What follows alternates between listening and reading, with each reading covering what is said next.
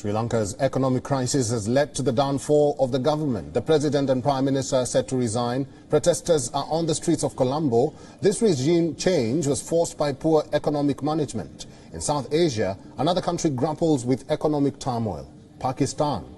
Will it be the next country to go Sri Lanka's way? What will be Pakistan's tipping point? The South Asian nation has been seeking a $6 billion bailout package from the IMF. To be eligible for the bailout, Pakistan's government has taken unpopular measures such as cutting fuel subsidies. This has contributed to inflation. Consumer price inflation hit a 14-year high of 21.3% in June. It increased 6.3% from May's figures, the highest monthly increase in its history. Pakistan's inflation is caused by fuel and food. It imports both. The Russia-Ukraine war has put pressure on both fuel and food prices. Russian fuel shortages from global markets have led to fuel prices skyrocketing. And both Russia and Ukraine were exporters of wheat.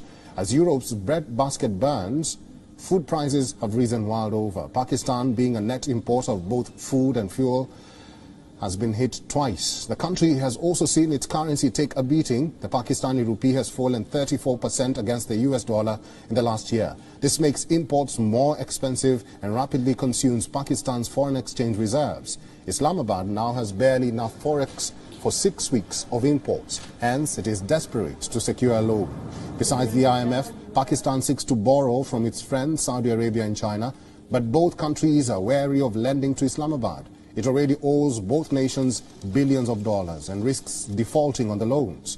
If Pakistan fails to get a bailout, then they won't have money to import essential goods. Pakistan already faces blackouts across the country due to fuel shortages. Food has become increasingly expensive. Pakistan shows all the markers of going the Sri Lankan way. The Shehbaz Sharif regime blames the previous government for the hardships. The Interior Minister, Rana Sanaullah Khan, also said that the removal of subsidies was a condition for the IMF to send a bailout package. He said that the moves were politically problematic but necessary.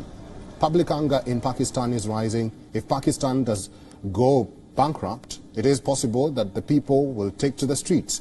Pakistan's circumstances are similar to those of Sri Lanka. Thus, its government too could see a similar fate. WION is now available in your country. Download the app now and get all the news on the move.